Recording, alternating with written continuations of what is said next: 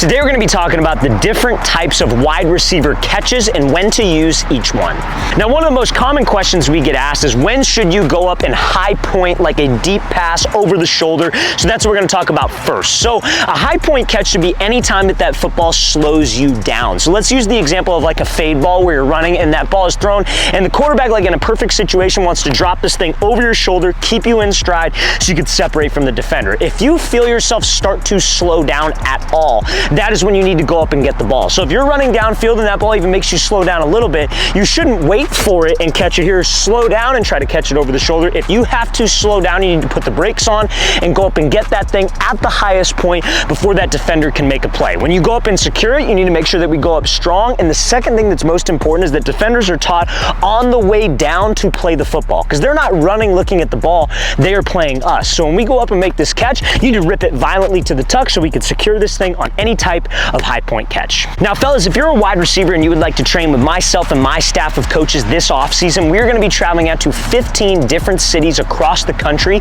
for 2-day long QB and wide receiver camps. So guys, check out that very first link in the description below if you're interested and would like to train with us. We're going to be coming out to San Francisco, California, Orlando, Florida, Phoenix, Arizona, Charlotte, North Carolina, Austin, Texas, Chicago, Illinois, Las Vegas, Nevada, Seattle, Washington. They'll be coming out to Newark, New Jersey, Birmingham, Alabama, Houston, Texas, Boston, Massachusetts, Columbus, Ohio, Boise, Idaho, and finishing it off in Los Angeles, California. So guys, very first link in that description below. We'd love to have you out. Next catch we're going to talk about is when you guys should flip your hands. So for example, like anytime that the ball is thrown from, I would say generally your belly button and above, you should stay in that like diamond position, right? Your thumb and your index are connected and that's going to the ball. But when that ball is thrown below your belly button, that's when I feel you should flip your hands and keep your pinkies connected and have like this type of catch. Now the reason why we want to do that is just so you could like quote unquote receive the ball, right? If your hands are like this, let's say the ball's thrown below your waist and your hands are in that diamond, you're probably going to push the ball away,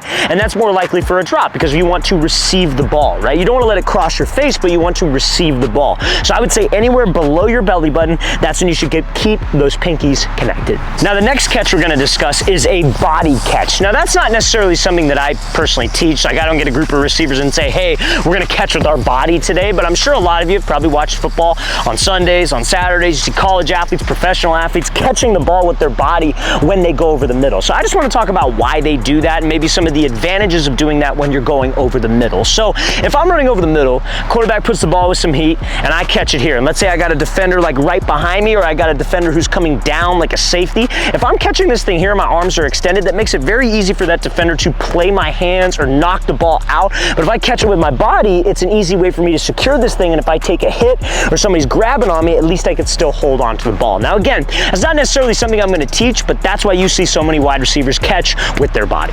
Now let's talk about one-handed catches. So I think you see a lot of wide receivers, you know, like I think a lot of wide receivers overdo the one-handed catch. I think when they're warming up, they're catching things with one hand, catching another pass with one hand coming over the top. And that's great. I mean, I think if you could catch, if you get two hands down, catching with one hand is a good thing to maybe like practice. Like I think there's going to be situations where you will have to catch with one hand. And that's what we're going to discuss. And that's why I think it's important to practice that. Obviously get two hands down first. If you're working with a quarterback, maybe you do like 20 catches, 20 catches, 20 catches, and then maybe you do like 10 where you're catching with just the right hand, 10 where you're catching with just the left hand to prepare you for this situation. So there are going to be times, fellas, every single football play, every single route the receivers run, DBs love to hold, wide receivers also love to push off, right? It's part of the game. So if you got a DB who's grabbing your right arm, and let's say I'm running a fade and that ball is thrown over the shoulder, if you can be consistent and catch the ball with one hand, that's a great highlight that you can make.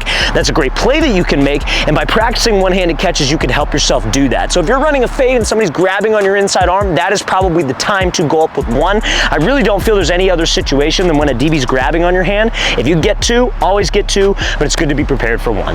Now fellas, if you're a wide receiver and you guys would like a daily training schedule to follow, check out that second link in the description below for our ultimate wide receiver training package. What you'll get access to is 8 weeks. So that's 2 full months of wide receiver gym workouts and field workouts. We give you the exact sets and reps to do. We provide a video example of each drill and a picture example of each gym exercise, and we map it out. Monday you're doing this, Tuesday that, Wednesday's a rest day, etc. So guys, if you want some more information on that, check out that second link in the description below. Let's get back to this video. Now the next type of catch that I want to discuss is like an arms extended catch the ball in front of your face. And honestly guys, you shouldn't really do that. I think think a lot of receiver coaches give a lot of receivers bad advice of like, okay, when you're running, you should, like the ball's thrown to you, go attack the ball. But guys, when you're extended like this, if you have a defender on your hip, you are letting him know exactly where to put his hands and play the football. Because again, a defender, they might play the ball, like especially if it's over the middle, they might see the ball, they might go for an interception, but chances are they're playing us and they're playing our hands.